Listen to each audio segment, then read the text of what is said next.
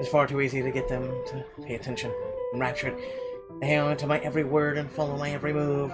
All of it would be stifling had I not grown used to such stares. Much, or most are respectful, or some are hostile if we are honest. And a few are downright inappropriate. After all, I am... On a right! There's a moment of agitation as a familiar but less than welcome face approaches me with a suggestive smirk on his face. Of course, I have to keep a benevolent smile and greet him as any good friend. After all, this man turns heads, being famous in his own right. Officer Lee! What a pleasant surprise. I didn't think you'd have the time to attend tonight's party. He's more Luke's friend than mine. Really, I'm quite sure. I only invited his wife. Much like I am only friends with the Chief Inspector because of Luke. Luke is only friends with Rochelle because of me. Unlike how I treated Lee, however, Luke never hid his animosity for the matriarch. It was an odd sort of friendship, where we would have awkward double dates. I don't even recall his first name. It started with an N, I think. I might be wrong. Aside from the Chief Inspector of Luxburn Police, his wife, Rochelle Lee Nee Vance, owns a general electronics company, fridges and freezers mostly. Oh, I always have time for my favourite socialite couple. Might I say, you look positively ravishing tonight. I see the husband isn't with you. The way he eyes me up is enough to make my skin crawl. I just wish Luke is here to fend off the more unseemly of our peers. You know, the ones. Men who are just a bit too friendly, staring too long at my assets and getting close just because my husband is not here. And to think they have the gall to do this at my own party. In my own house, if I might add. But, like any high society woman worth her salt, I know how to handle it with grace and dignity. I suppose you're looking pleasant as well. Luke's busy with work, unfortunately. Rochelle isn't here?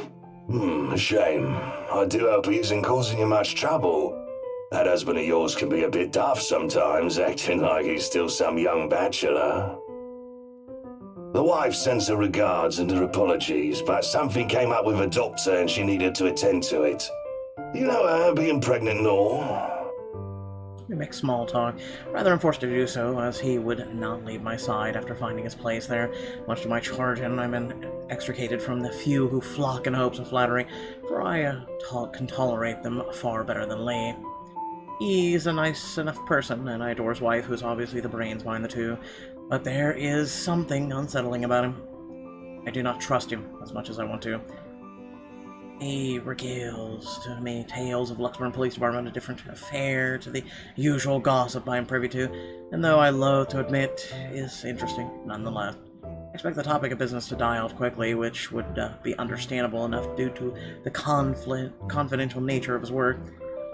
But, oh boy, was I wrong. So, we're in civvies, I steal and drive off with one of the police mobiles, right? In the mirror, I see the new tank chasing on foot and screaming about theft. The look on his face was priceless when I parked in the garage. Oh my.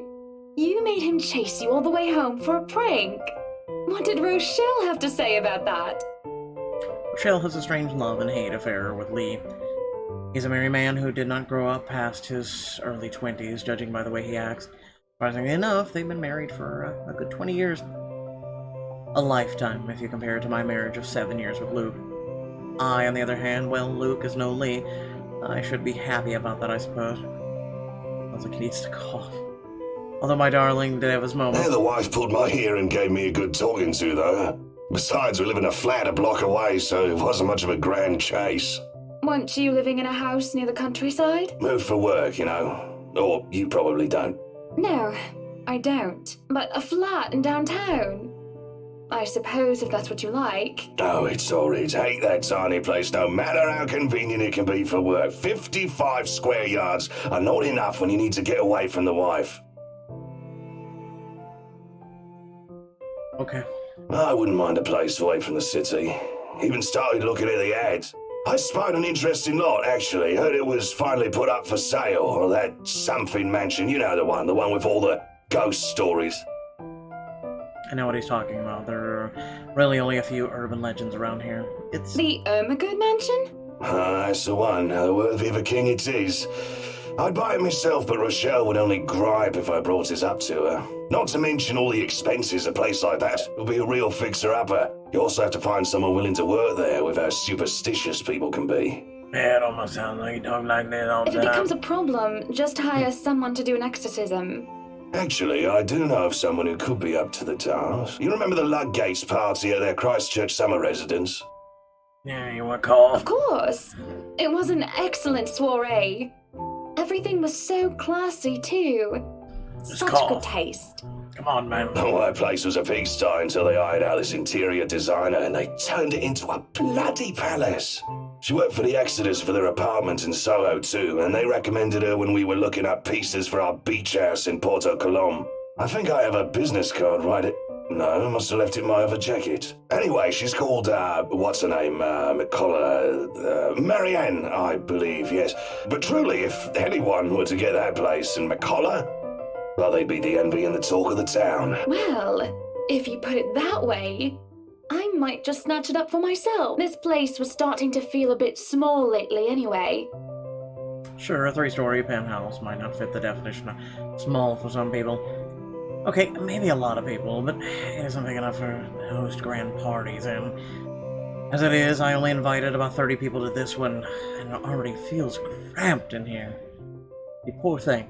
It certainly would be nice if I didn't have to ride an elevator up and down several floors before I get anywhere as well. Rich people problems. All Luke's words, not mine. Besides, I've only been looking for a good anniversary gift. Luke might like this one. Where is he anyway? Luke is stressed to the nines, as he usually is, and he looks all ready for whatever the day will throw at him. His butler and valet wait to decide, just in case he isn't as ready as he looks. Oh, sure, this is normal. What is confusing me is the fact he's on his way out of the penthouse, considering we won't have anything to, or anywhere to go until much later. Where are you going? I am to attend the Triad Autumn Tasting. I do believe I informed you of this 2 weeks ago. Yes. And might I remind you that I had stricken that off your schedule? Because 1, the doctor told you to stop consuming so much alcohol. And 2, I informed you a few days ago about the open house we are going to attend in its place. I've even found this marvelous interior designer, Marianne McCullough. It's a 3.5-hour drive to Cardiff. I don't have time for this. This is like that little party you threw all over again. You don't inform me of it, and you expect me to stay and be a gracious host when I have business elsewhere. I believe this guy's voiced by Takahata 101. You know He's how a I operate, Hana. Twitcher. Unless this was penciled in, I am sticking to my schedule. If I may intrude, the madam is correct. Your physician did insist you moderate your drinking, unless you wish to incur acute pancreatitis. And you did have this open house penciled in last Wednesday morning. Bullocks, I don't remember doing so. Well, you did. While very hungover, in fact. He did. Moaned about me being too loud, but gave in after some pushing. Perhaps it was a bit too cruel and manipulative of me, What but... side are you on? Come on, Luke. You promised we'd do whatever I want this weekend. Gordon Bennett, fine. I am giving this house tour of yours a chance. But if it proves to be a waste of time, I am going to Cardiff, and you are going to take a cab home. Are we clear? It's just a bit of a husband and wife tit for tat, isn't it? All couples have their arguments. Once the honeymoon phase is over, or as they seem to call it, reality sets in, and you and your partner might not always see eye to eye. Perhaps it has been the years. 7 of them is nothing to scoff I at. just cannot bloody believe I agreed to this. I was really looking forward to the Triad tasting. Though sometimes I think it's something a bit more than just a simple disagreement, and I have to stop myself from wondering where we went wrong. There's always the Triad Christmas tasting in Manchester next month, and that'll only be an hour-and-a-half drive. Have I been neglectful? Have I offended? Have I acted shamefully? Yes, but Cardiff. No, your husband's just a spoiled baby bitch. Certainly, any problem can be discussed, as long as he doesn't turn me away. Well, there goes my good mood. Are you happy now, Hana? Let me answer this with some coffee.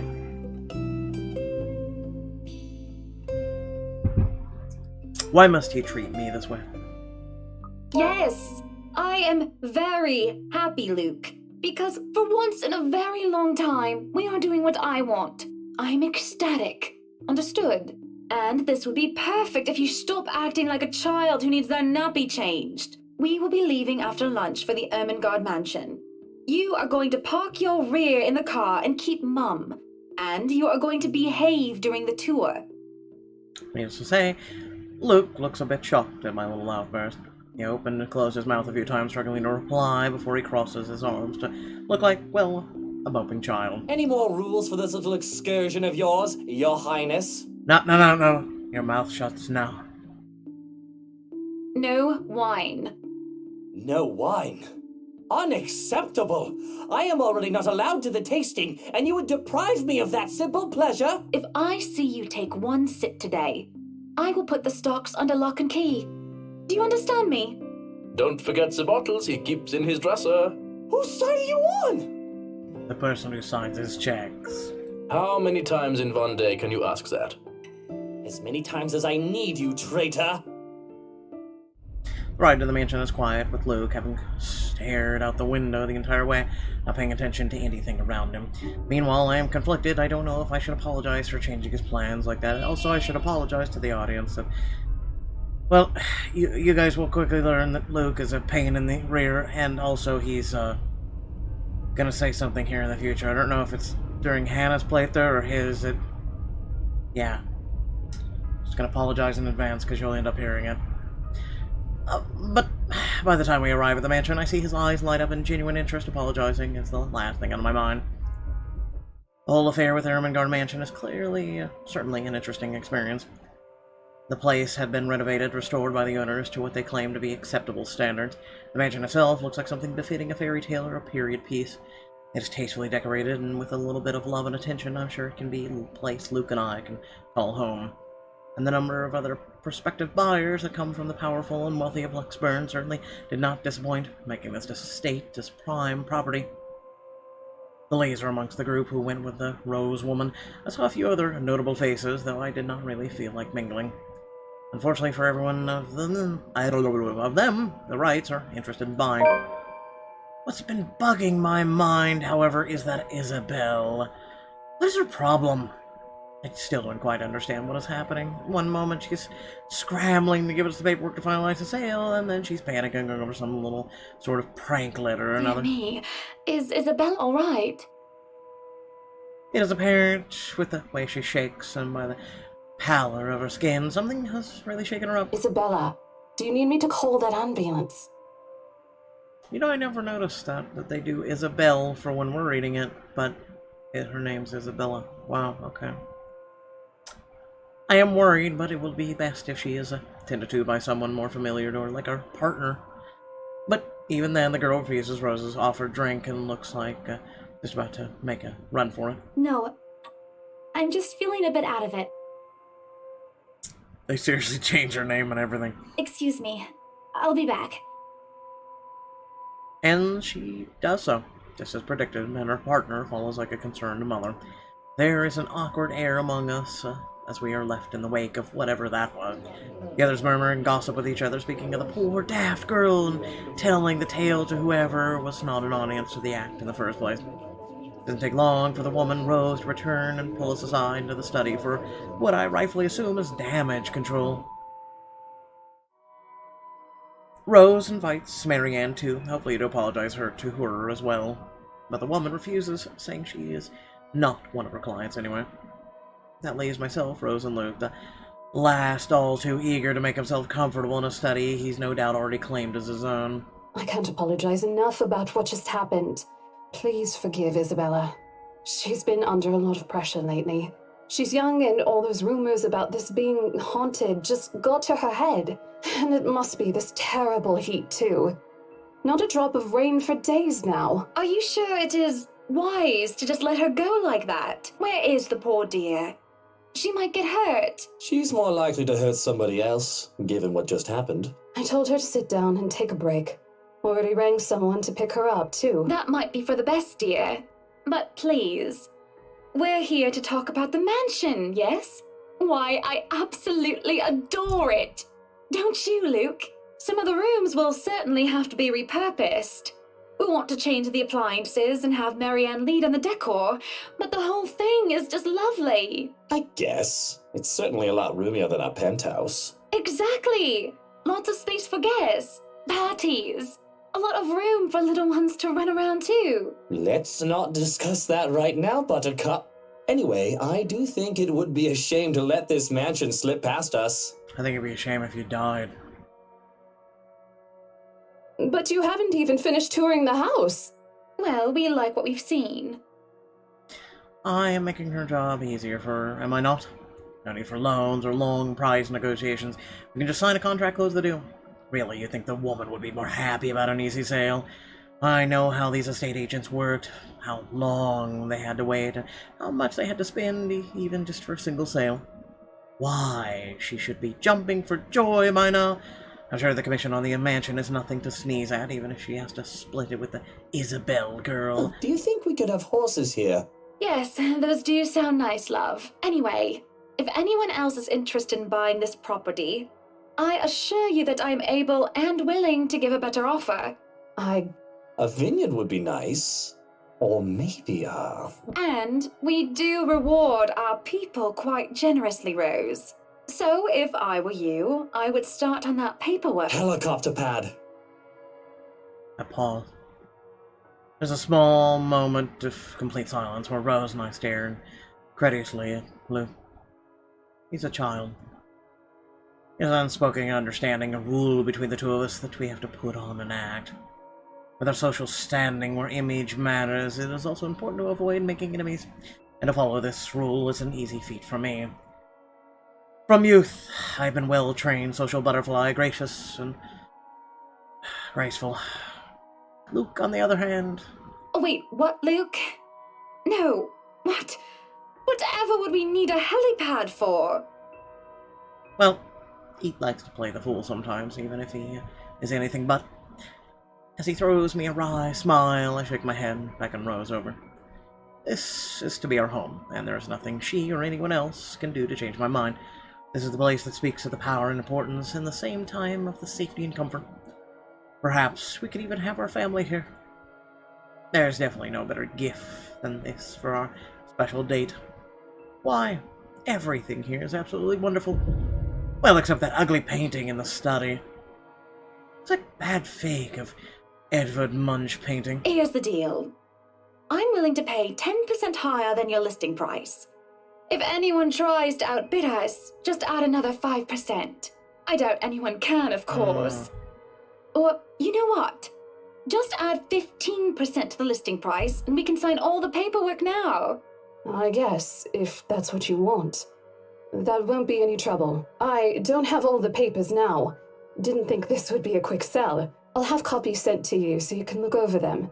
And if you'd still like to finish the rest of the tour with Isabella's group, you're more than welcome to. No, I think we're good here. We'd appreciate a private tour of the place a lot more, I think. All right. Should I let Marianne in, then? Marianne?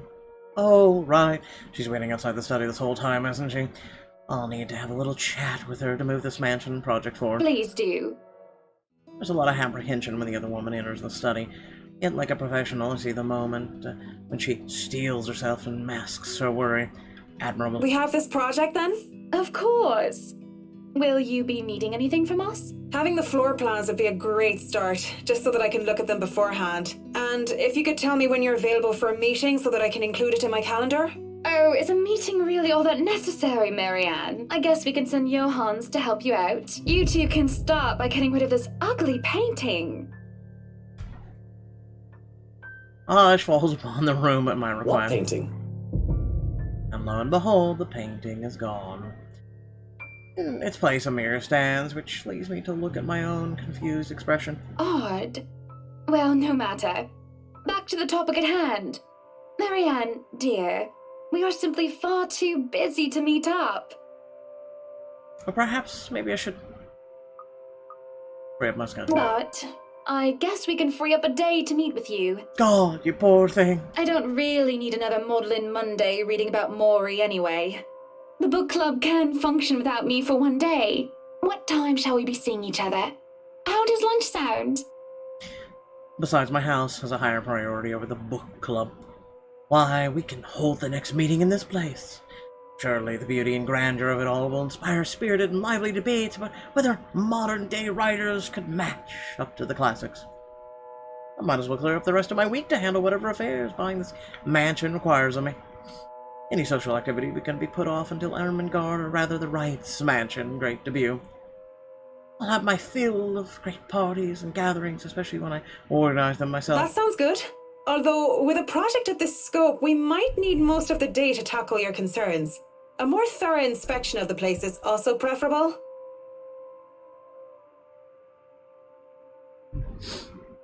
Breakfast then! It's a date. It's really not. Alright, Monday, 10 o'clock sharp. We'll see you then. Actually, Marianne suggested that we meet up at 9, but who was even awake at that unholy hour? I was lucky enough to wake up this morning before Luke went all the way to Cardiff. Who wakes up at 9? We say our goodbyes, shake hands, and make it clear without outright saying it that we now own this house.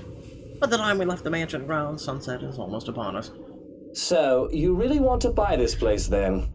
That's a bit of a big impulse buy, even coming from you. Not that I'm complaining. I feel elation when I hear those words come from him. Not every day one is able to please someone like Luke. He gives away false flattery to sway those who starve for his attention and approval, but in the privacy of closed doors he would often express his grievances. He neither censors himself in front of me nor spared me from his criticism. You have been saying the penthouse was getting a bit too small for you. Happy anniversary! Oh. That time of the year already? I'm serious. If there's a way to kill you in your playthrough, I'm seriously doing it. We're gonna jump out the nearest airlock. He forgot about it last year, too. I understand that he's a busy man, but... Is that why you want to buy it? Yes. You don't like it? I do. But I remember you used to talk about how you wanted to live next to the beach. Boatney Bay, Kent. I remember the sea, the water stretched on for miles and miles as far as the eye can see. And as a kid, I loved our beach trips, swimming all day as much as I could. I was a well-behaved child, and the only time I ever truly felt truly difficult was when I refused to get out of the water, and my fingers had gone all wrinkly. And even when they managed to pull me out of the water, there was always sandcastles. The day before we married, I told Luke I wanted a house on the beach and a dog, and a kid or two. None of those came true, even 7 years later. That was a childish dream. Living next to the beach is so impractical if you really think about it. I don't know. It's not a bad thought to see you in a bathing suit every day. Maybe another time, love. You're rich people, just buy a beach house. We still have forever, don't we? He says nothing, only grabbing my hand and holding it tight as we spend the rest of the ride home in silence. Miss the sea. Sick and hovering over the loo at 3 in the morning, the picture I paint right now is hardly glamorous. A horribly fishy taste is left in my mouth as I throw up what I had for dinner, and I hate the acrid stench that fills the laboratory. The burning sensation in the back of my throat is of no help whatsoever. I can feel whatever wave of nausea come up on me when the door opens. Hannah, what are you doing so early out of bed? I'm fine, love. I must have just eaten something bad. That's all I managed to say before vomiting again in the porcelain throne. Lovely. Just go back to bed, Luke. I'm going to clean up here. I refuse to look at him. I don't want him to see me like this. Last time I had such a horrible morning retching in a toilet was during my college years, being the life of the party. Thoughtless and shameless, I had thrown away months to frivolous merriment, pointless hookups. I didn't even retain any of the connections I made from that time.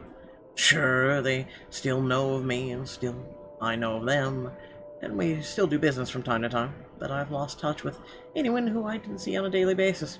Hardly have any friends. I had been, when I was Still Hannah Evans, teachers, fellow university students, drinking buddies, old conquests like Jack.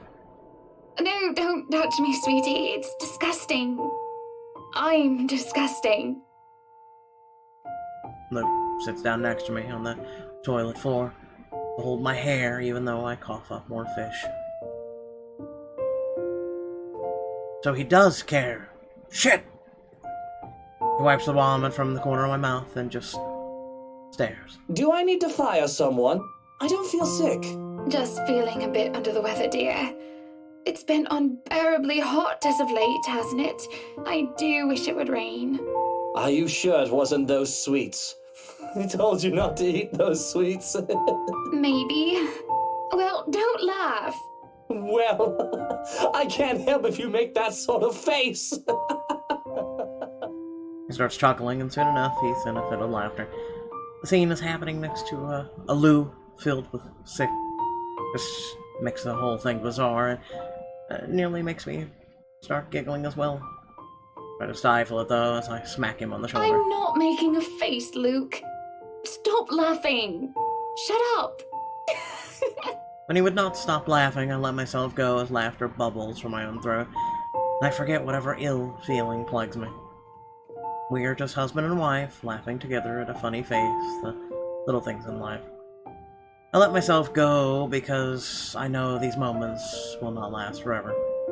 But if I just know the terrible things that are coming for us, I would have wished for everything I have then and there that the laughter stayed.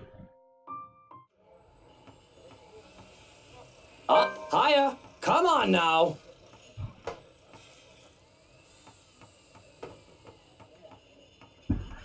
The place is bustling with movers, carrying furnishings here and there, along with several trunks of personal belongings taken from our penthouse.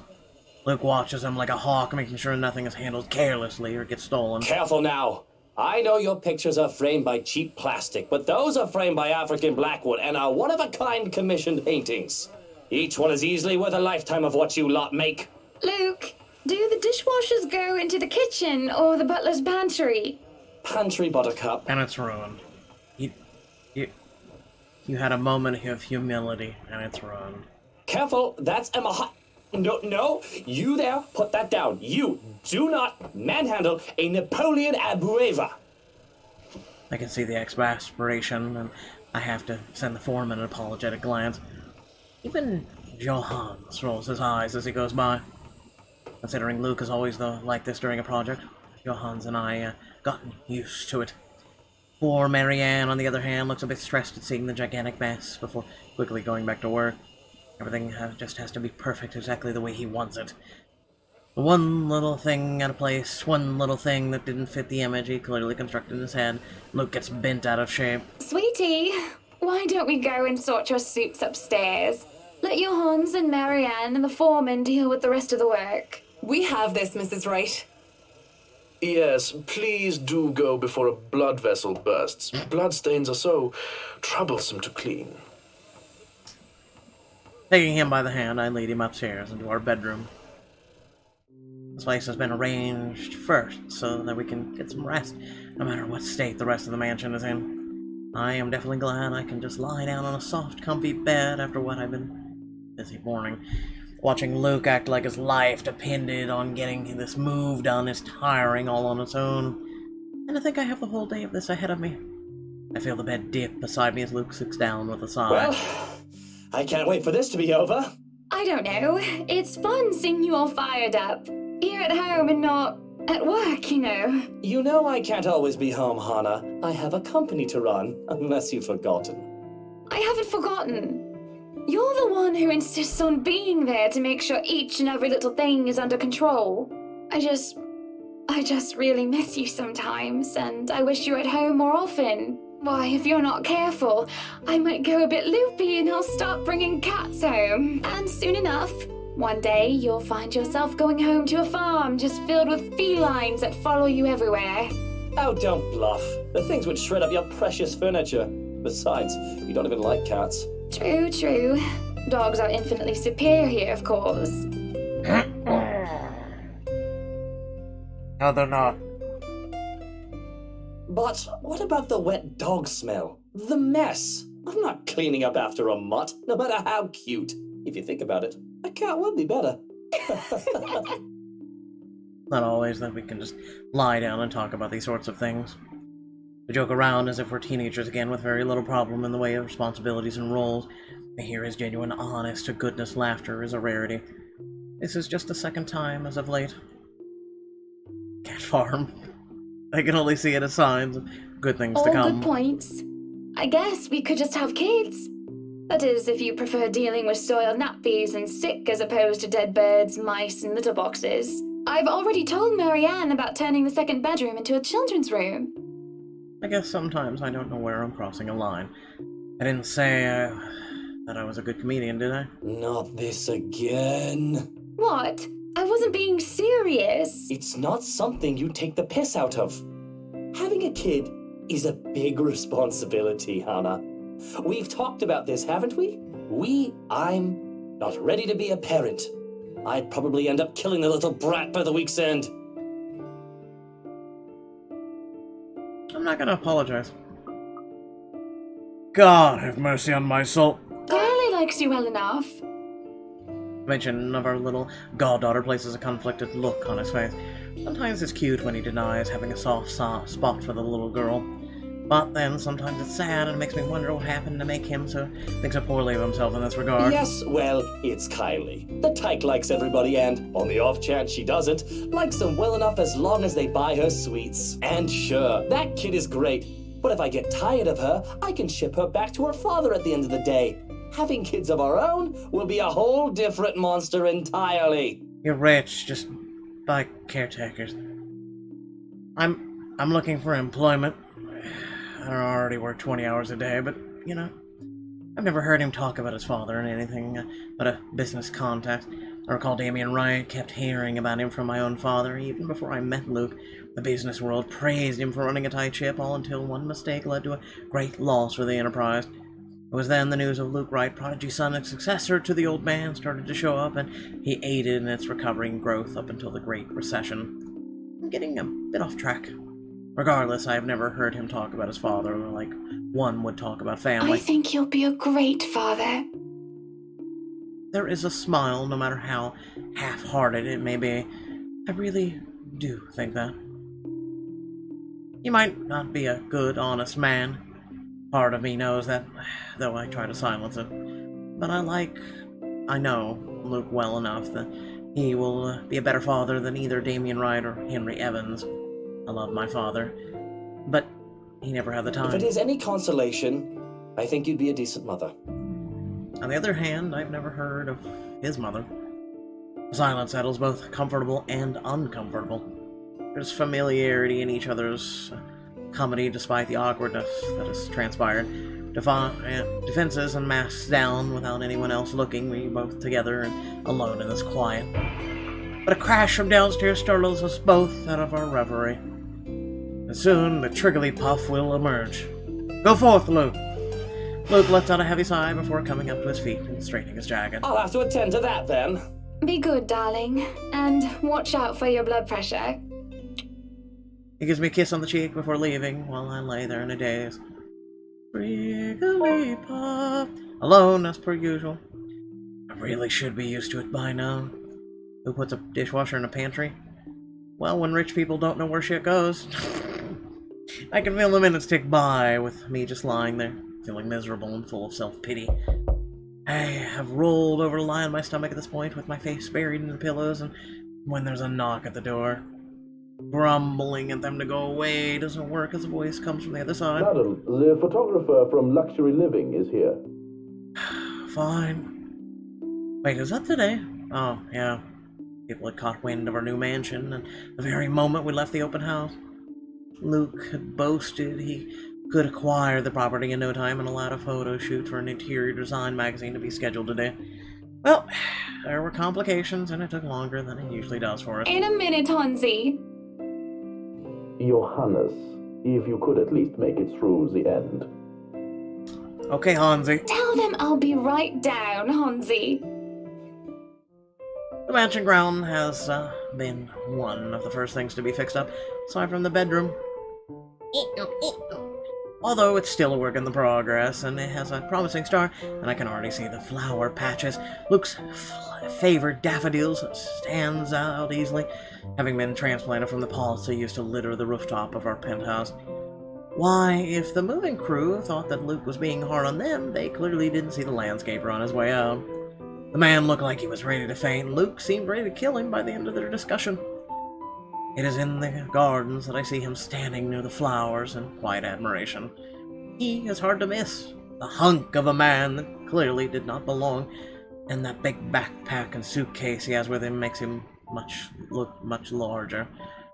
It is a peculiar sight seeing someone who looks like he does handling little delicate things with such care. He looks up from the gardens and does a double take before a friendly face replaces his serene expression. Miss Wright, yeah? Hi, Zachary Steele here from Luxury Living, ma'am. Hope you weren't waiting too long. But it looks like you're still moving in, huh? Thought for a second there my calendar was wrong and I came here too early. The one and only. Welcome to Maison de Rai. And yes, we've been in the process of moving in as we were delayed. But it won't be a problem. They're just adding a few things here and there, and you should still be able to do your work. Where's the rest of your crew then, Mr. Steele? Zach is fine, please. Mr. Steele makes me feel like I'm a mascot for a cleaning product. Anyway, I'll be your one-man crew for today. Don't worry, been doing this gig for a while now. You must be quite the veteran to handle this on your own. We've had a full crew coming into our penthouse the last time we were covered in your magazine. Veteran? Oh, your words are too kind, Miss Wright. Hannah, if I get to call you Zach, you have my permission to call me Hannah. Alrighty then. Anyway, I'm no veteran, but I know my camera well enough to make sure this is a good shoot. You can trust me on that, Miss Wright. Hannah. Zachary approves quick enough. I can, in fact, trust him. His skills with the camera and experience in the industry, at the very least. He is kind, courteous, listening, and following as I lead him through the house. A really nice fellow, and he treats our household staff well whenever we cross paths with them. I answer his questions to the best of my ability, and he's patient enough to answer mine whenever I get curious enough. For one, I ask what the bags are for. They are quite the magician's toolkit. From inside, he has procured several items to embellish the interior with bowls of fruit, lemons, trays with peppermills, stacks of cookbooks, cutting boards, glass canisters filled with colorful nuts and grains are brought in from the kitchen setting. This camera noise is getting really kind of annoying at the moment. For the bathroom, there are white towels, seashells, and decorative soaps. There are other things as well, too numerous to count, all in that large backpack and suitcase. Tricks of the trade. Softens up a room, makes a place feel more homey, and fills it up with texture. What else you got in your bag? But you guys probably have better stuff I can use for this. No lights. Don't tell me all of these are just props. Well, I've got my tripod here. For things like these, natural light is best. I'll just have to set the shutter speed to a real slow setting, and as long as nobody steps into the shot, it'll look great. Oh, it better. Oh, my. We go through the rooms one at a time, although we first tackle the ones that the movers have no business in anymore. The ballroom needs little preparation with its grand design, although there is a little trouble at first with a wide open space and the pictures being backlit. It's in the kitchen that Zachary props come in handy, considering how Johannes kept the place so neat and sterile, one can practically eat off the floor. We carry on touring the house, taking pictures where we can, with the exception to the rooms which have yet to gain any purpose or design. Too bad I can't take a sneak peek at his photos yet. Funny enough, he is using a traditional camera. I didn't even know film still existed. With the way he speaks, however, I can see that he knows enough about his craft that I'm not too worried about the botched photographs. I imagine photography must be cathartic for him, judging by how easy or at ease he looks while taking pictures. There's small snippets of conversation in between the clicking of the camera, which, sweet mother of God, even goes far as to talk about the terminologies like shutter speeds and aperture when I ask about the technical aspects. I can't quite see the pictures as it is made, much like when I watch artists paint on their canvas. But just watching someone passively practicing their craft such as this is exciting in its own way. Going through the many rooms has been quite the exercise for us both. Despite that, He has been so nice, and I find myself putting on my best smile. But it is as we're taking pictures in the foyer that everything comes to a standstill for a moment. Just a moment. And had I not been paying attention, I wouldn't have even noticed. It is merely a split second when Zachary's rhythm is put to a halt. His fingers don't move to release the shutter. Yet, he also doesn't pull the camera away from his face, gaze still firmly fixed through the viewfinder. His hands shake, and there's a light sheen of sweat on his forehead. Zachary? No response. Zach, is something the matter? Lowering his camera, he blinks and stares at something behind me before shaking his head. Turning around, though, I see nothing that could have gotten his attention. Oh no, there's nothing wrong. I just remembered something, that's all. Let's get back to the pictures. Can you move a bit more to the left, yeah? Struggle to respond this time. There's a sudden weight on my back and an indescribable tightness around my throat. Everything stops, and everything starts again as I manage to choke out. If you're sure. I don't know what just happened. It's probably just a dizzy spell. I'm fine, and he said he's fine. We continue at the same pace as before, though. All those are unspoken agreement that we will not talk about what just happened. So, is this a full-time job for you then? Nah, I just freelance mostly, for magazines, newspapers, and events. So you can't really call it a full-time job. It's fun and it puts food on the table, but it's not what I really want to do. At least, not all the time. What is it that you want to do then? Maybe I'm out of line sticking my nose in other people's business, but I can't help but ask. Got a camera lens in your pocket, or are you happy to see me? I regret nothing! I regret doing so. As I see his shoulders slump and the easygoing air he has fades away. He looks torn over whether he wants to talk about it or not. Films. Documentaries, mostly. But cinematography is a lot more difficult than photography, right? I was working on this thing, actually. What thing? Well, it wasn't really a big thing. People didn't like Blue Fonzie very much. People don't like a film about colors. I suppose they would have liked Blue Bibby a lot more. Very funny. So, Grand Director, do you want to tell me what Blue Fonzie is all about? He hesitates. But when I refuse to budge on the matter, he gives in and spills it all out.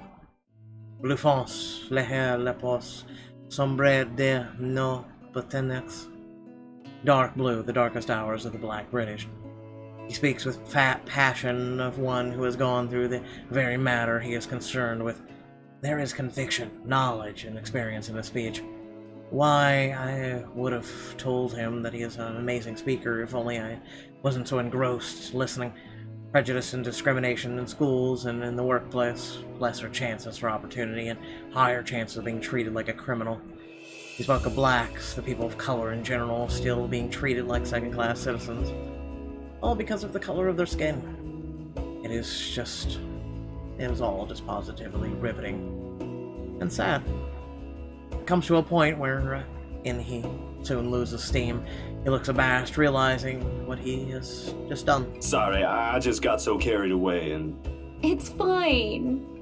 It is really so fascinating to watch people talk about their passion after all. You should see how your eyes light up when you speak so fiercely. You do have very beautiful eyes. Uh-huh. Thanks, I guess. You're married, stop it. I want to say that I understand where he's coming from, but I really don't, do I? I was born with a silver spoon in my mouth, and I lived a charmed life. It hasn't been perfect, but the difficulties I've been through pales in comparison to what others experience on a daily basis. I certainly don't know how I would have fared were it any different. Would I still have met Luke, and would he still have loved me if I were any lesser? What was your home like? These things you talk about. It sounds like well, I don't mean to pry, I mean. Live with my older sister and my grandparents. We had a shop selling all sorts of things below our flat. And well, I was one of the few non-white, non-British students in class. I didn't get pushed around or anything straight up. Even then, I was one of the biggest kids around. And that's why. But a pencil and notebook would go missing, you know? Oh, that I know. Children can be so cruel at times. Of course, it may be a slightly different story when you have a personal guard and stolen item is not a pencil, but an expensive heirloom. So what about you? How you liking your new house? It's pretty impressive. A pencil to us is as expensive as a heirloom, just saying. It's nice, I suppose. You suppose? Not big enough? What? No, oh, don't be a bully. It's just that. I understand if you don't want to talk about it. I was a little girl all dolled up and treated like a fragile porcelain with nursemaids waiting to me hand and foot. All the material possessions anyone could ever want, I could ask on a whim and it would be handed to me just like that. But I barely saw my parents, just goodbye kisses in the morning before they went off to who knows where they needed to next. I saw them more often on the telly or in the papers than I ever did in person. I remember my old house. It was a lot like this one. Big walls and big holes, but nobody in it. Not really. It makes you think how alone you are. A pensive mood overcomes us. There's a moment where neither of us are sure how to go on from there. Things have gotten a bit too personally and it's wholly uncomfortable. Like as if we're been friends before. Well, that's normal, ain't it? You just moved here. You'll make home out of it yet. It certainly makes it easy to believe that. My childhood house is indeed a lot like this one. Just as large and extravagant. And just as empty. I hope he's right. So, Monsieur le Photographe, you've covered the one and only Ermengarde Mansion. What's next on the agenda? The interview? Boring. It's an interior design and housing magazine. And they want to know what Miss Wright has to say about her interior design and house. Honor Wright thinks she bought a magnificent house that she can certainly brag about. Blah, blah. Boring. You know what they should print more of? I watched an interesting documentary the other day. Bleu Foncé, the darkest hours of the Black British. I recommend you watch it. Those are the things that people should know about. What do they care if I use a purple or green bowl of fruit in my kitchen? People, right? Oui.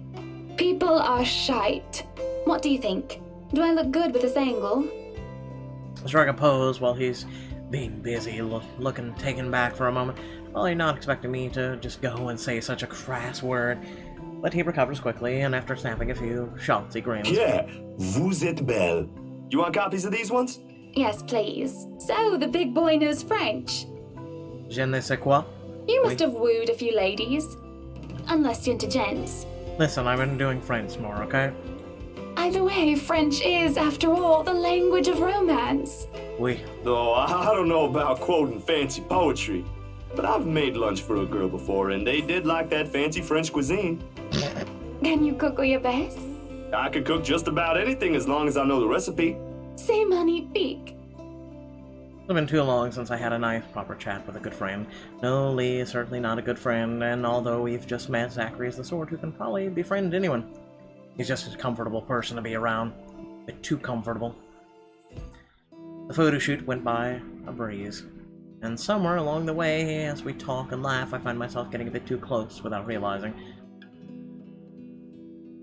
He'll give me the strange look until I back off, and he'll go back to asking questions after I agree to do this little interview. And it's just odd.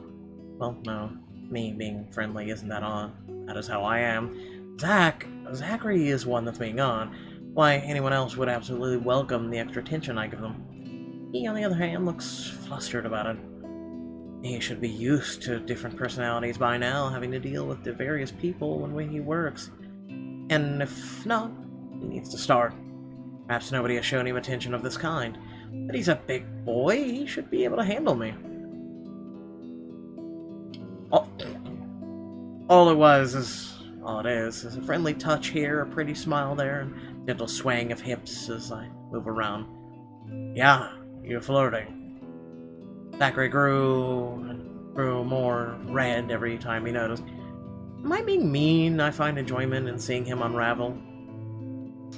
No wonder he's uncomfortable. I mean, seriously. Perhaps.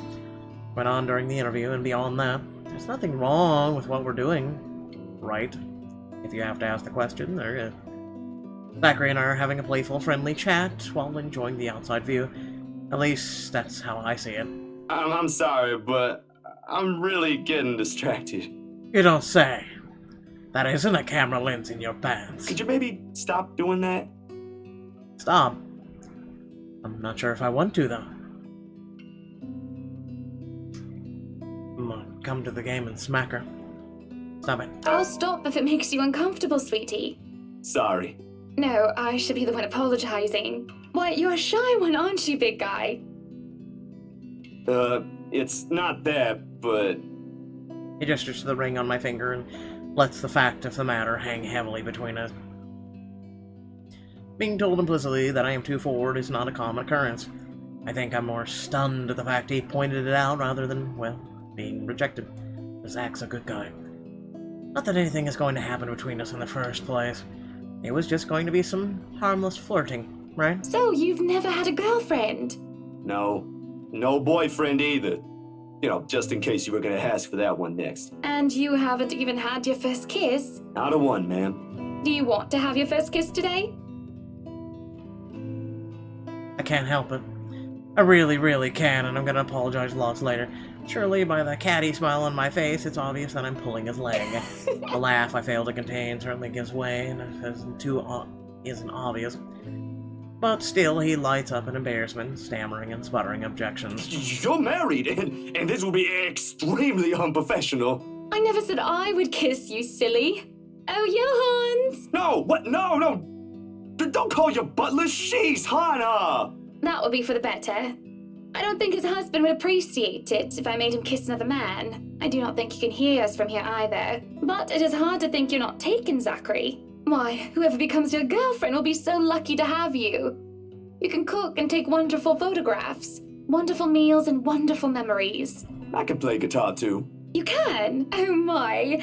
Wonderful serenades as well then. Perhaps I can find a young lady who deserves a fine, strapping young gentleman like yourself. You miss nothing. Let's not get carried away. Besides, I gotta be going. It's getting late and I got someplace else to be. A shame. I will be expecting you again soon, I hope. For a copy of my photographs, yes? Of course. I'll even deliver them personally. Just, don't try to make me kiss your butler when I drop by. As fate would have it. Done! The very moment the words leave my mouth, Johns comes out of the house. Judging by the slight raise of his brows, he only heard the tail end of the sentence. There shall be no kissing of any butlers under this roof, Danke. But you are not under a roof, are you, Hansi? To my amusement, he takes a step back, safely placing himself within the threshold of the foyer under the roof of the house. And just as ever, he is quick to return the sardonic reply. I am now. As I was saying, madam, it's about time for supper.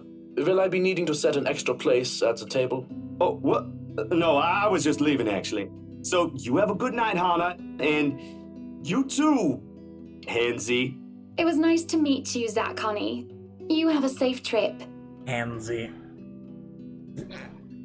He nods, and the grin on his face as we say our goodbye is the sweetest that I have ever seen. I linger looking out for him with a relatively tiny bicycle, backpack safely secured in the basket by the front, and a suitcase hooked to the back. I watch as he went down the path back to Anselm Village until he is nothing more than a blip in the horizon. I cannot help the small smile on my face as I go inside for supper. Entering the dining hall makes me feel so much confusion. It is dark. For the moment, I thought the electric work is not up to par, but that clearly is not the case, as every other room is bright with artificial light. Finding the light switch is a monumental task considering the size and unfamiliarity with the room. To make matters worse, the darkness grants the room a different atmosphere, eerie and frightening. Listen, some of us have light sensitivity, okay? It takes longer than I thought to find the switch, something that will have to be rectified later on. My skin starts to prickle, and there's a distinct feeling of being watched. It unsettles me and only spurs me on in my search. When I do open the lights, there's a hiss. I'll turn the lights down, woman! That's me. There, at the end of the hall, is my beloved husband, with his face in one hand and glass in the other.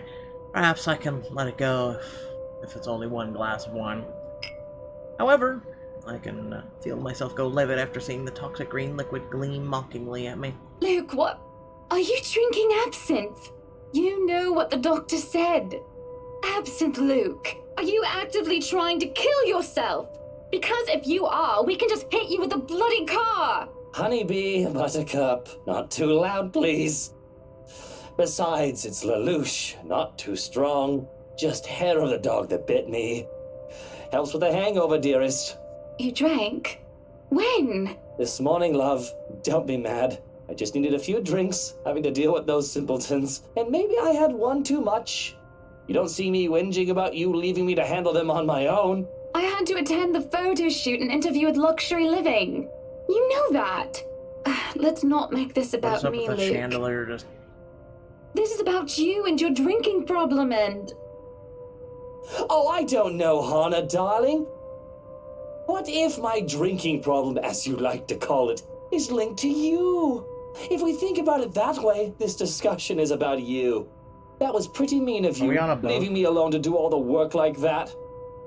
You can't use the interview as an excuse either, honey. I was informed the moment your little interview was done. So, what was it then, What? What's it gonna be? Should I tell the truth or tell a little lie? I was talking with Zachary, the photographer for Luxury Living. I have no reason to tell lies. It's not like I'm guilty of anything. But as Luke's expression turns, he makes me feel like I actually am to blame for something. He has a way of making me laid bare with just a look. That really struck me when we first met years ago. That giant Negro? Like I said, here we go. You were having a secret meeting behind my back and it was with him? What are you implying? I'm implying nothing. I'm just worried. You know better than to trust those media types, Buttercup. He must have been really friendly to occupy your time like that. But all he's looking for is his next big headline.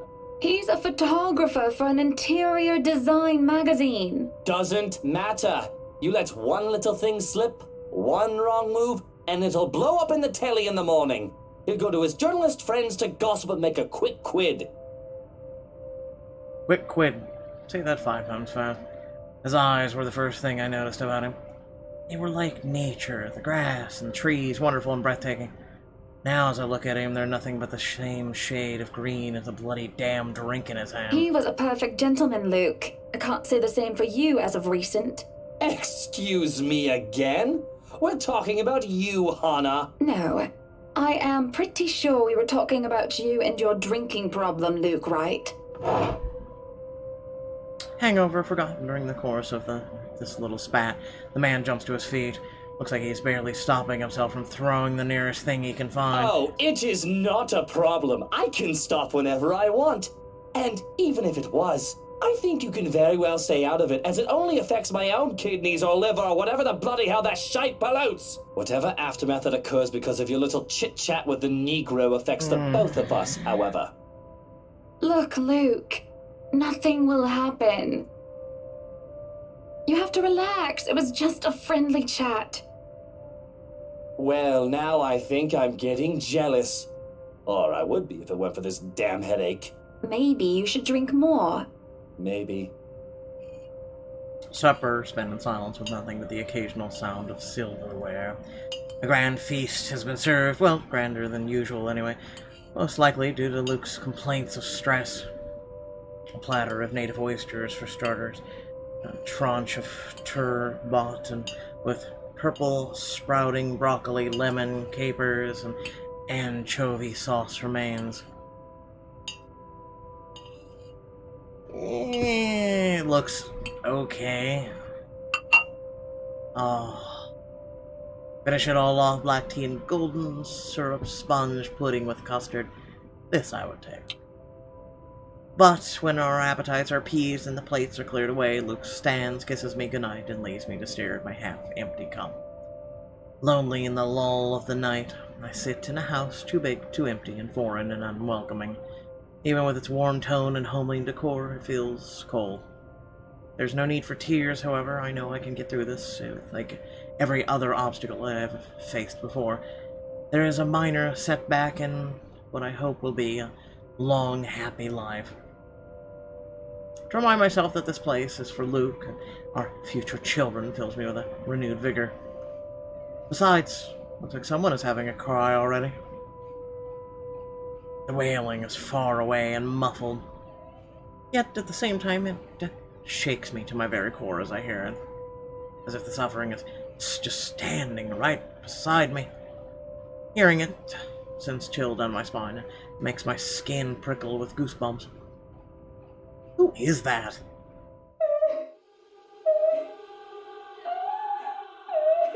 Curiosity sinks in as I follow the sorrowful sound into the kitchen and into the wine cellar hatch. Hello? Is anybody down there? Nope. I'm curious and concerned, but there is no way I'm going down in the dark, human underground.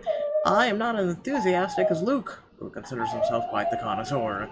However, I cannot bring myself to go to bed with this racket going on. If it is one of the household help, they will surely need some talking. After all, this wouldn't be the first time I've gone and found one of the maids sobbing their eyes out for one thing or another. As a professional as our staff are, they are still human. More often than not, it's either Johannes or I who'd calm them down, who'd help them figure out how to manage or how to go on about things. Unfortunately, I'm not high in spirits right now, so I am not as wholly benevolent. So I will.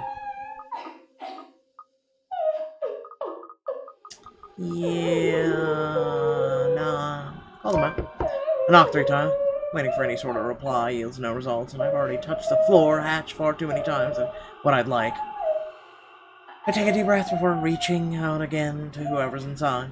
I've learned from experience that people respond better to kindness and threats, and shouting angrily would not help in coaxing them. You, in the cellar? Do come out. Curse you, sunlight. We don't want Luke waking up and finding you in there, do we? That man would go ballistic thinking someone was trying to steal his precious wine. Or crying on his precious wine, too, I'm sure. Still nothing. You can have a good cry. Just not in there, yes? Why don't you come out here and we can have a cuppa and you can tell me all about whatever it is you're bawling about? With how long I was standing here, however, I'm starting to think myself as a fool. I did not want to acknowledge the other feeling I have, especially as the wailing took an eerie turn. The thought of being played with didn't sit too well with me, and I had to stop myself from being too hot-headed as I cry one more time. Hi, sunlight! God damn it! Now you come out of there! That is an order from the lady of the house, do you hear me?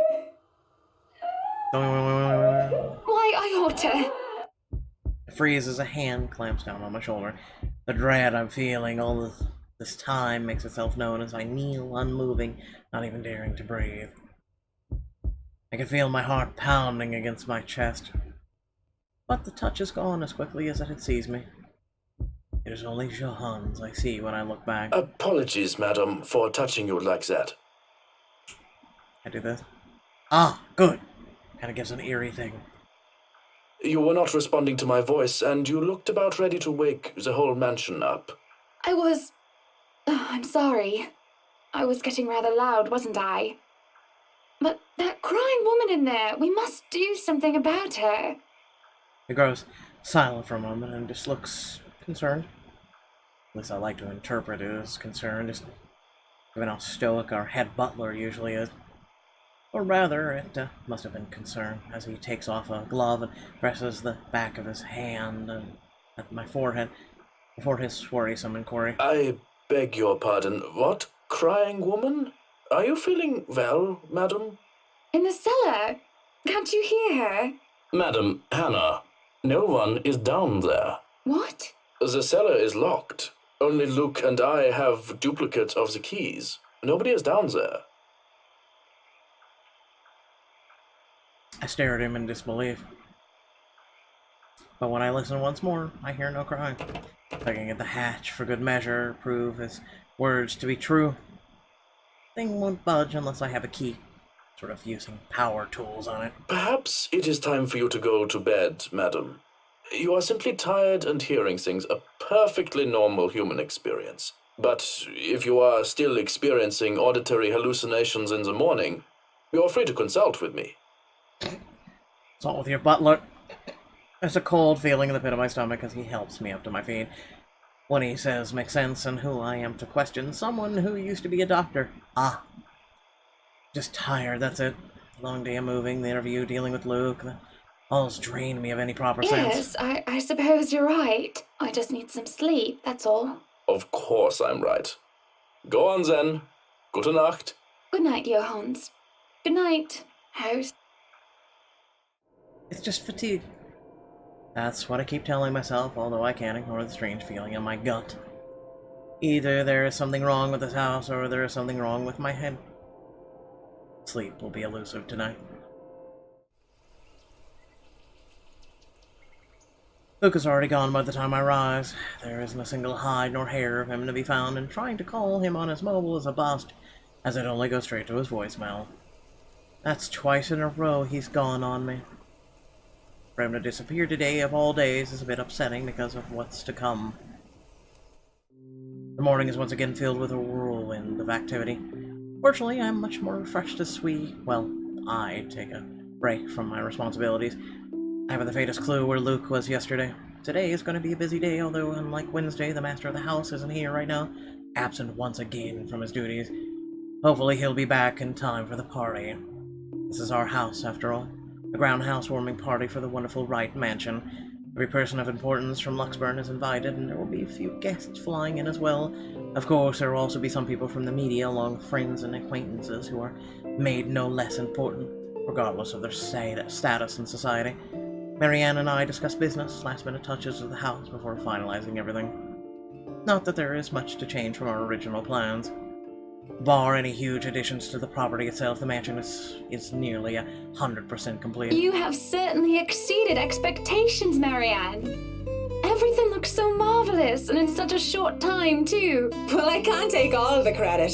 People have certainly been enthusiastic about the idea of working on the Wright Mansion. There won't be any more problems unless Mr. Wright has any more objections about the second bedroom. Luke and I had a small tiff about making such a bedroom and a child's playroom, which I insisted is completely practical. In the end, he had acquiesced. I didn't give him any choice in the matter. I even bought this wonderful wooden crib from the antique store yesterday, including some toys, just in case anyone brings their baby, of course. Besides, we have little need for actual guest rooms. We hardly have guests to spend the night. If we absolutely have to, we've often chose to foot the bill for their visit on one of our hotels instead. Always a Luke insistent. And if on the off chance that we actually let someone say the bedroom is in the opposite wing, is still up to the task. Oh, no. We proceed with that room as planned. I already agreed to him having his greenhouse and his vineyard and his stables. He may as well let me have this one thing. No, I did not agree to him having a helipad. All right, then. Well, do we have any other concerns? Anything we need to put on our agenda before the party commences? No, I don't think so. Not unless Luke has anything else to say. Is he around then? It'd be best if we can note down his request right away, considering the scope of his usual ones. Around? No. Where is he? Who knows where? I don't. No, he's not around. She didn't have to point out the obvious now, did she? After 7 long years, I've already gotten used to him. I should be by now. Still not, apparently. But don't you have a party? I want nothing more than to complain, to whinge about how unfair this is. However, airing one's dirty laundry, I suppose, is simply taboo among high society, and to do so will make you a ripe target for the next dinner party chit-chat. Vultures, the lot of them, really. Or most of them, at least. There are always good ones, like Rochelle Lee. But put your trust in the wrong person, and you'll find yourself eagerly picked apart. Yes. But Luke's just being a sweetie, you see. That friend he's visiting. He's having marital problems, and he's just trying to cheer him up. Perhaps I'm being a bit too rash, and too hot-headed in divulging details, but I thought myself clever with a plan to dress it up as gossip. Marianne's raised brow makes me unsure whether she is interested or not. Although that does make things better if she has no interest at all and therefore has no hidden intent to utilize whatever I say to her. They've been married for a long time and they've hit a... how do they say it? A rough patch. His wife has a drinking problem and can be very neglectful. The poor thing really does his best to be a good husband, but it's never enough for her. Sometimes I think it's the years. Maybe it's been so long that they've lost that romantic spark. What do you think? You were asking for my personal opinion on the matter, ma'am? No, I was asking for your fashion advice. Do you want me to be honest, or... Be honest with me. Be honest with me, Marianne. I don't need someone to sugarcoat it. I'm not some fragile thing that I'm just going to break down at the slightest thing. She hesitates, taking a sip of her coffee while I stare into my own cup of tea. Silence stretches on, and I almost believe that she will never answer my question. I suppose that I shouldn't blame her putting her in a tight spot like this. Her hesitation is understandable, though I loathe to admit it. She simply wants the whole thing to stay professional. But then she speaks. If I'm going to be completely honest, I need to ask. This is about you and Mr. Wright, isn't it? My turn to hesitate now. I really didn't expect such a straightforward question. And I'd get to the heart of the matter. I suppose I'm not as clever as I'd like to think. Is it really that bad that an outsider can see our own marital problems? Surely, we aren't that obvious, are we? We put up the act of a perfect couple for years, although it hadn't always been an act. Marianne is just more keen than the average person, of course. It is a necessity to her career, and she's been working so closely with us. Yes, that's it. Suppose it is. What would you tell me? Then, I tell you it's none of my business. I tell you that I don't want to meddle. But, if the troubled husband with the neglectful wife asked me for my honest opinion, I'd say that he shouldn't base his happiness and his self-worth on someone else. Someone who won't even give him the time of the day. Maybe he should try being independent for a while. See what it's like when he isn't trying to please someone else and doing things for himself. Everyone's supposed to be their own man or woman, right? A bit of breathing room never hurt anyone. That's just my 2 pence worth, of course. So you're saying they should divorce? Nothing as drastic as that. If they're afraid that it might lead to just that, then maybe that is what's meant to happen in the first place. We shouldn't let our fear control our lives, but it's just a short hiatus is all. Or, couples therapy? Look, I'm really not the best person to ask about relationships. So grain of salt and all that. Trails off, having said her piece. Leaves nothing but the smell of coffee and Earl Grey between us. My 2 favorite things in the world. There's a calm, despite the nature of what just has been discussed. To say that her words make me start to think is an understatement. To say that I'm not considering her advice is a lie, and to say that this might just be the calm before the storm is a possibility. Others have had shorter marriages, yes, but they have celebrated long and happy ones as well. My own parents celebrated their choral anniversary before they passed away. But 7 years? 7 years isn't a whole lot in the grand scheme of things. It isn't a whole lot of time to see what and where our relationship can bring us. And at the same time, 7 years, well, it hasn't been entirely made up of unhappy years, has it? It won't last forever. It's not supposed to, anyway.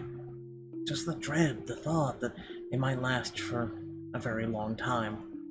I dread the thought that these small spats, these little disagreements will turn into an all-out resentment. The idea that we will grow to hate each other with every fiber of our being scares me. I can't even pinpoint the exact moment when our blissful union turns sour. We can get through this, right? I know that I still do love him, and I feel that there is still a part of him that loves me in return. We just need to get our heads together and talk it out. Surely he will see some sense. There's a cough before Marianne clears her throat. I must have been quiet for so long, and I am moved to apologize when she stands up. We both end up on our feet, unsure of how to proceed. Some sort of odd, awkward shuffle occurs as we decide whether to sit back down or not. I really should handle what's left of the work. You won't be attending the party? Oh, you really must, Marianne. I'll try to stay and chat. Maybe grab a few bites and a drink, but I can't be around for the entirety of the event. My apologies. Almost sound like she said pints instead of bites. Busy, busy, busy. You must stay a while. I'd love for you to meet some of my friends, and they're ever so excited to meet you. You need to say hello to the Lees, at least. If it wasn't for them, I'd never even heard of you. We'll see. So, if I can be excused? Certainly. You'll have to excuse me as well. I must attend to the party before any early birds arrive, because believe me, they will throw a fuss if things aren't ready, even when they're not supposed to be here until an hour later. The scene outside the parlor is great, organized mess. Aside from our own household help, we hire the service of a temp agency which provides staff for Wright Enterprise in the hospitality sector. Even our very skilled staff cannot undertake a party of this size on their own. Waiters, busboys, hostesses, and their staff captains move about in droves carrying crockery and serveware, good for several dozen people and then some. Chefs and bartenders tail after Johan, looking like scared little children as he escorts them through the kitchen and into the wine cellar.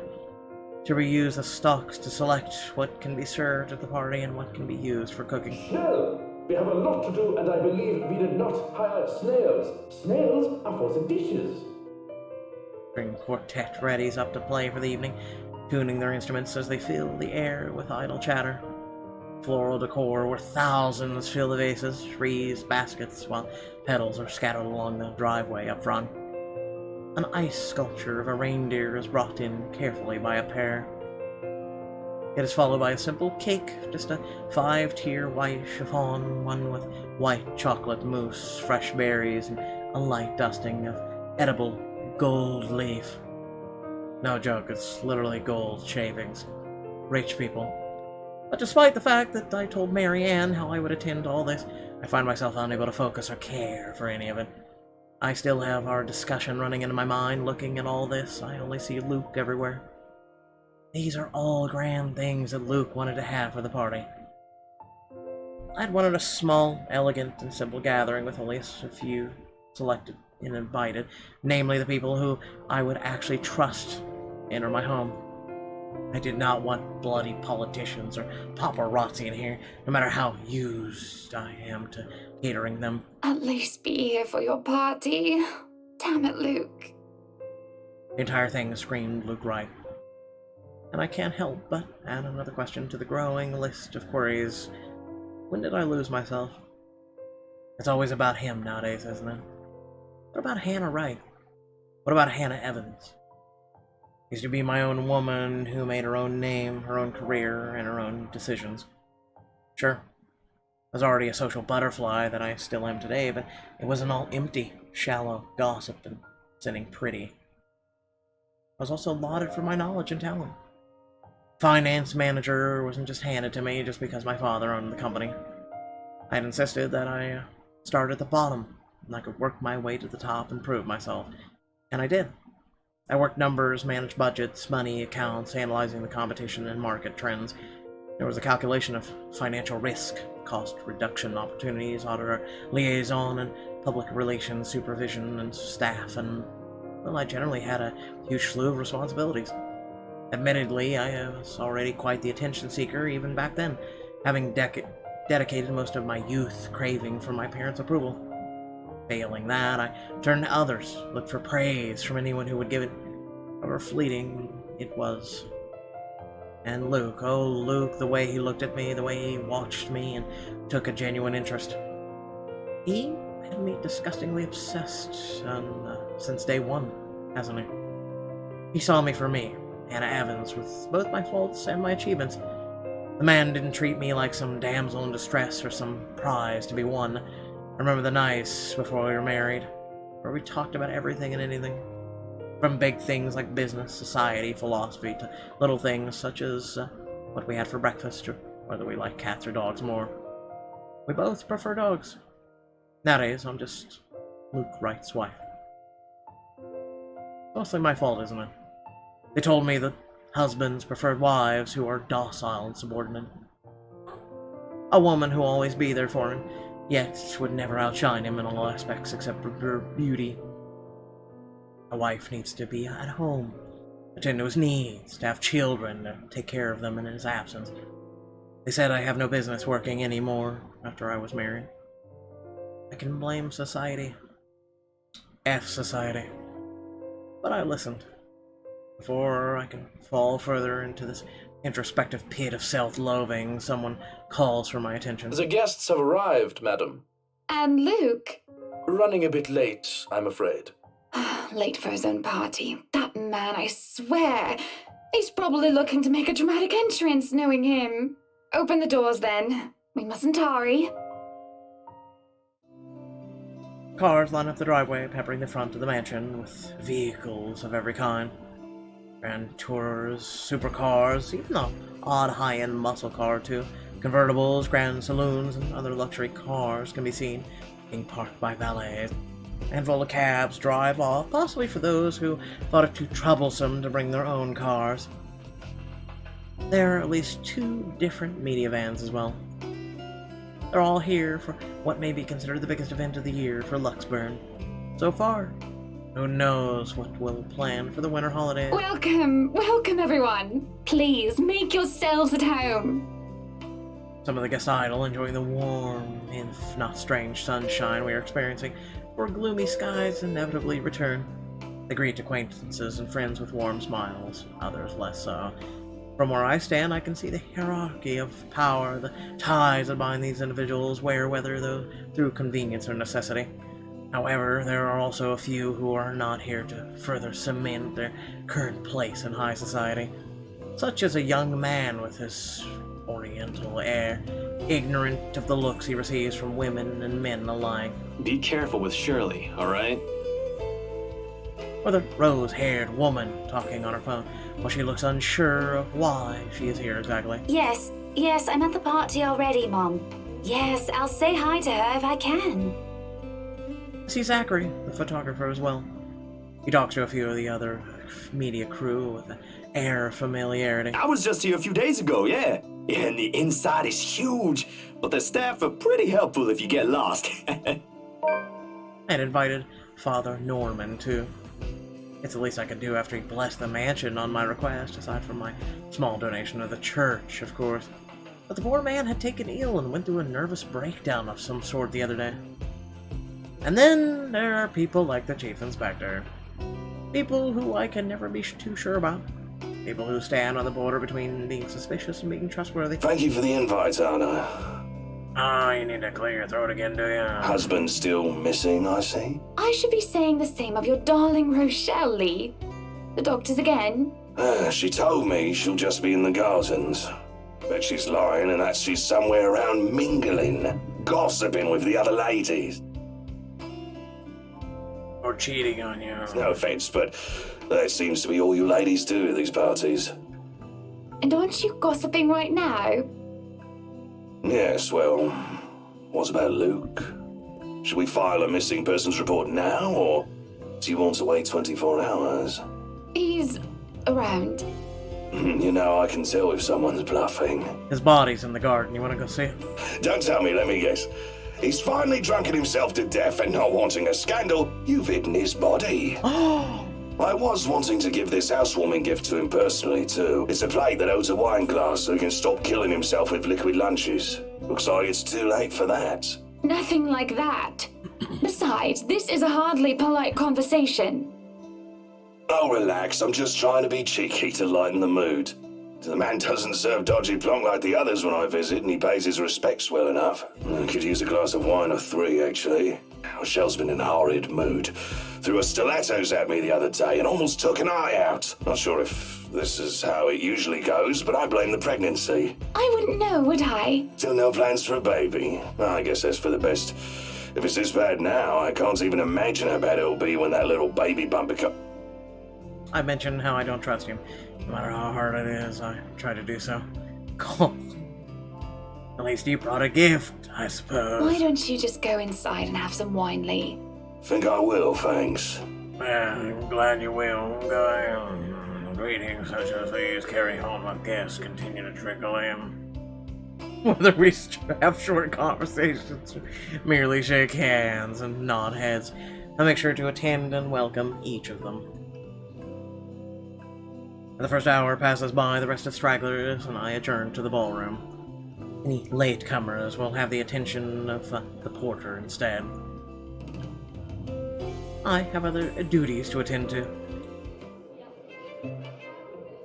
Hosting parties is always the same old song and dance, no matter how big or small it is.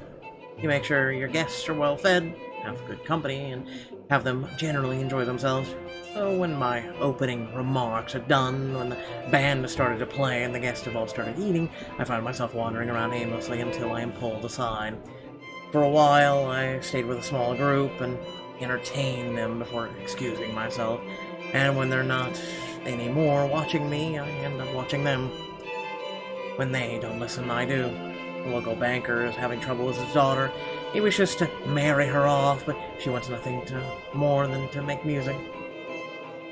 One of our hotel managers worry about the stolen belongings of one of his patrons, failing in security, which should be brought up to higher authority soon. Our mayor, well, his cat died. And then there's the rose-haired woman once again. It is hard not to notice her with her distinctive locks. She also lacks the grace that the other ladies have, though that does not make her any less beautiful.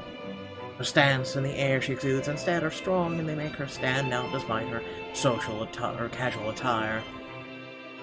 Many men have already given her their attention, though each invitation to dance has been turned down.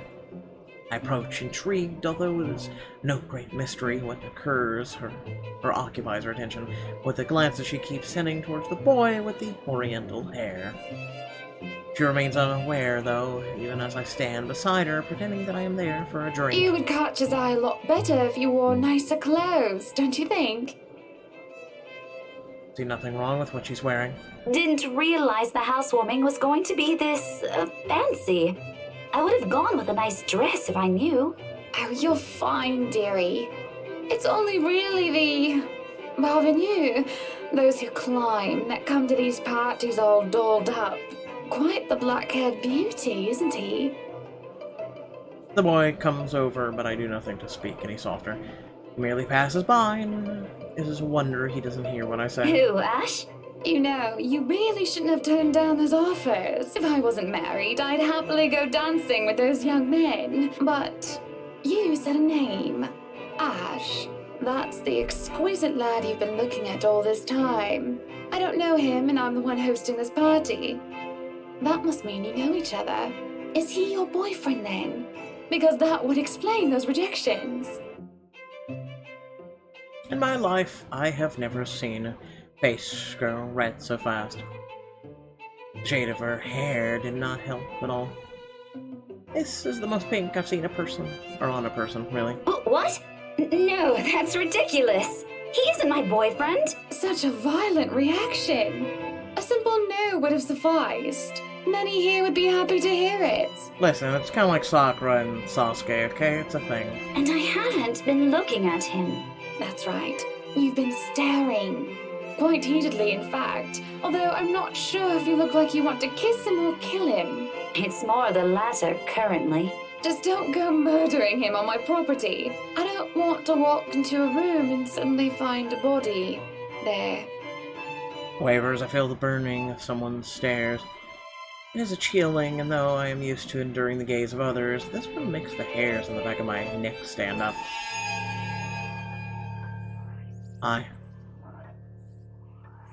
Excuse me, your attire does not match what we ask. I'm gonna have to go ahead and ask you to leave. My attention is pulled from the girl, and I see a woman staring. Dark hair, dirty. She looks more like a beggar than a guest. And I have half the mind to call security at her when her mouth breaks out into a grin. All I hear is her laughing. Haunting. Her stare makes my blood run cold. She looks at me like I am nothing but a pig to slaughter for her amusement. Makes my hand shake and I nearly drop my drink. But then, in a blink, she's gone, and the buzz of my party returns. I'll keep that in mind, but... Are you alright? Yes, sorry. I just thought I saw something strange. Anyway, on a right, as you must already know. Rebecca Gales. Gales. The name is familiar, like a fond memory. I recall a kindly lady, a private tutor, who treated me like her own daughter when I was young. She'd even bring me food when there was no need to do so. Usually stovies, which I honestly hadn't been too keen about, though I ate them nonetheless because she brought them for me. Oh, the professor! And your little Becky! My parents couldn't make it since they're in Scotland right now. And Mom says hi, by the way. But yeah, that's me. Little Becky. We met once before.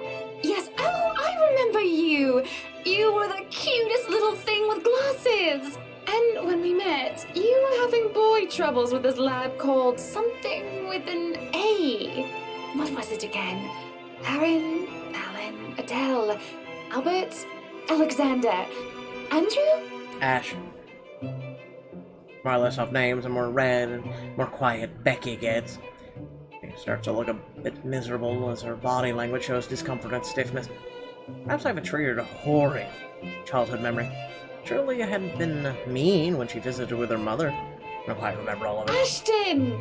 Ash! That man is that boy! The same one.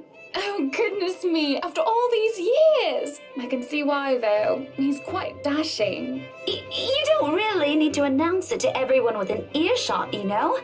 Keep it down. I'm so sorry, but it really is cute.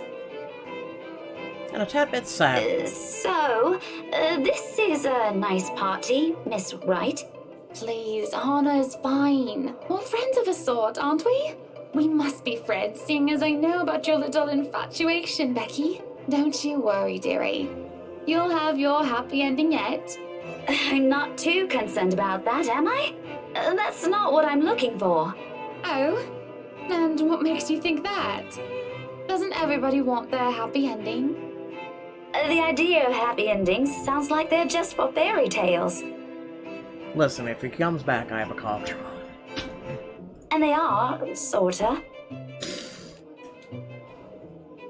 I don't think you can just sit around, trapped in some tower and hope for the best. If you love them, you have to fight for it, right? You're not just going to sit there and hope that everything will just fix itself on its own.